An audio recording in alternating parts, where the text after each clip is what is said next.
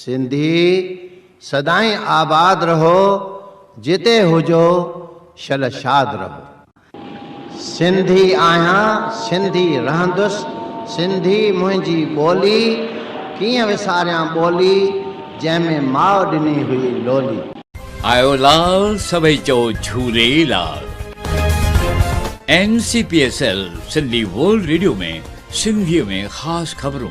NCPSL Sindhi world radio news is initiative of HRD Ministry यानी human resources development, Bharat सरकार, India, Delhi. महिरबानी करे subscribe करे घंटी वॼायो, समाचार तव्हांजे मोबाइल ते पहुची वेंदो। झटपट यारनि खे समाचार मोकिलियो। सिंधी ॿुधो बि ऐं पढ़ो बि। सिंधी जल्दी दुनिया भर में सिखी वेंदा। सच्चा सिंधी थी वेंदा, सचो शान ऐं मान वधी वेंदो। पेश आहे अॼु जो समाचार। तव्हां ॾिसी रहिया आहियो NCPSL सिंधी वर्ल्ड रेडियो ते सिंधी समाचार। असां सिंधियुनि जो इष्ट देव झूलेलाल जो 40हों महोत्सव 16 जुलाई खां वठी सॼी दुनिया में शुरू थी वियो आहे। पूरे भारत देश में भरपूर बरसात थिए, इन लाइ सिंधी समाज आदि खां 40 ॾींहं जो दिलि सां पूॼाऊं करे कठिन उपवास रखंदा आहिनि।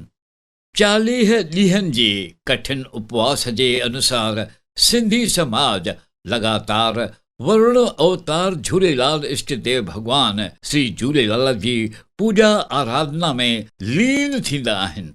इहो प्रोग्राम 16 जुलाई खां वठी 24 अगस्त ताईं हलंदो। सुबुह ऐं शाम जो पूॼा, अखा, आरती ऐं अरदास सभी भगत सरकार जे नियम जे अनुसार पालन कंदा।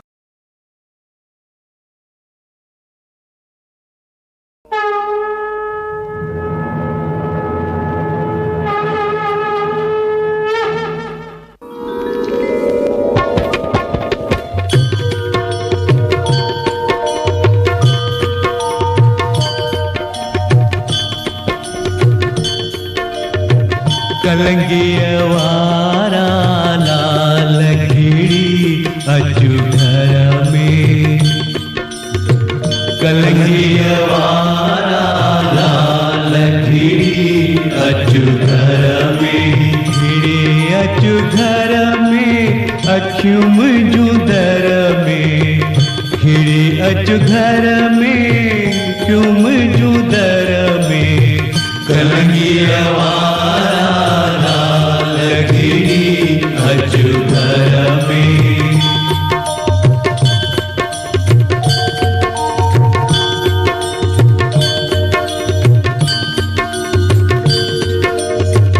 मिस्कीननि ते महर करी थो। मिस्कीननि ते महर करी थो। घुरजा उन जा झोल भरी थो। बेहद तुहे जा बाल खिड़ी अचु घर में। खिड़ी अचु घर में, अखियूं मुंहिंजूं दर में। कलंगीअ वारा लाल खिड़ी अचु घर में।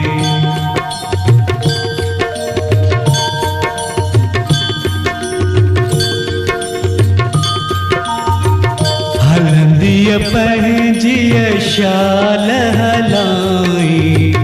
हलंदीअ पंहिंजीअ शाल हलाई। मुहताजी कंहिंजी की न कढाई। मुहताजी कंहिंजी की न कढाई। नंग तो ते नंग पाल खिड़ी अचु घर में।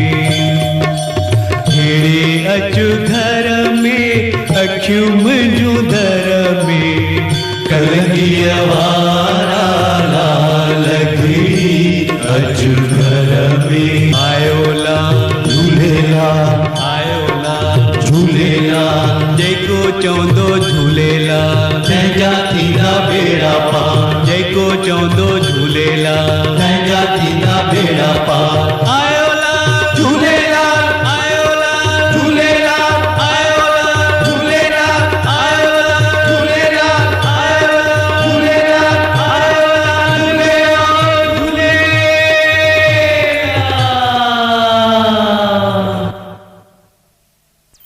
NCPSL सिंधी वर्ल्ड रेडियो ते सिंधी समाचार वेट लिफ्टर हेडीलाइन डियास हिन फिलिपाइंस ओलंपिक जो 97 सालनि जो इतिहास बणायो हिन टोक्यो ओलंपिक्स में 55 kg जो पहिरियों ओलंपिक खटियो आहे हिन खे गोल्ड मेडल मिलंदो ऐं उन में मिलंदो हिकु शानदार घर ऐं 5 करोड़ जो इनाम राजकुमार कुंद्रा ऐं शिल्पा जो मामलो पुलिस रेड वक़्तु शिल्पा राजकुमार ते ज़ोर सां चिल्लायो ऐं इहो चयो त इहो सभु तो छो कयो इहो उन कुंद्रा खे तॾहिं चयो जंहिं वक़्तु क्राइम ब्रांच पोर्नोग्राफ जे मामले में घर ते रेड कई पुलिस विच में पई ऐं ॿिन्ही खे शांत कयो पेश आहे अॼु जो समाचार मीराबाई चानूअ खे गोल्ड मेडल हासिल करण जो चांस आहे हुन खे पहिरीं सिल्वर मेडल मिलियो ऐं गोल्ड मेडल मिलियो हो चाइनीज़ जे हौआ खे हींअर डोप जी टेस्ट चालू आहे जेकॾहिं हू हाराए थी त इहो गोल्ड मेडल मीराबाई चानूअ खे मिलंदो सिंधी समाचार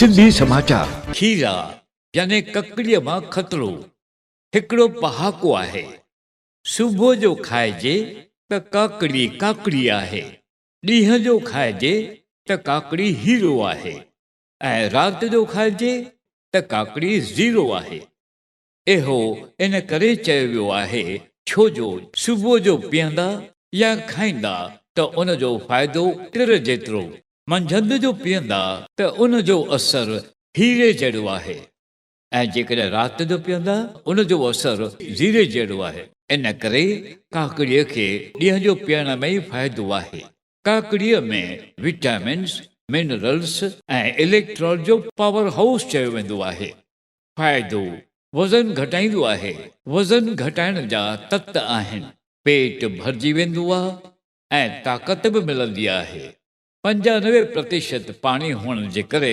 मेटाबॉलिज्म मज़बूत रहंदो आहे कैंसर खां बचाव काकड़ी खाइण सां कैंसर सां लड़ी सघे थी ऐं जेके जीवाणु आहिनि उन्हनि खे ख़तमु कंदो आहे ट्यूमर खे वधण में रोकींदो आहे इम्यूनिटी पावर काकड़ीअ में विटामिन सी बीटा कैरोटीन जहिड़ो एंटीऑक्सीडेंट आहे रोग दूर थींदो आहे शरीर जा हॾा मज़बूत थींदा आहिनि इन लाइ तव्हांखे ककड़ी खाल सां गॾु खाइणु खपे हिन में सिलिका हूंदी आहे यानी कैल्शियम उन मां मिलंदो आहे इहे आहिनि फ़ाइदा नुक़सान हाज़मे ते असरु राति जो खाइण सां पेट फूलिजी वेंदो आहे हज़म करण में तकलीफ़ थींदी आहे निंड ख़राब थी वेंदी आहे राति जो खाधो यानी निंड हराम इन खां सवाइ राति जो खाइण सां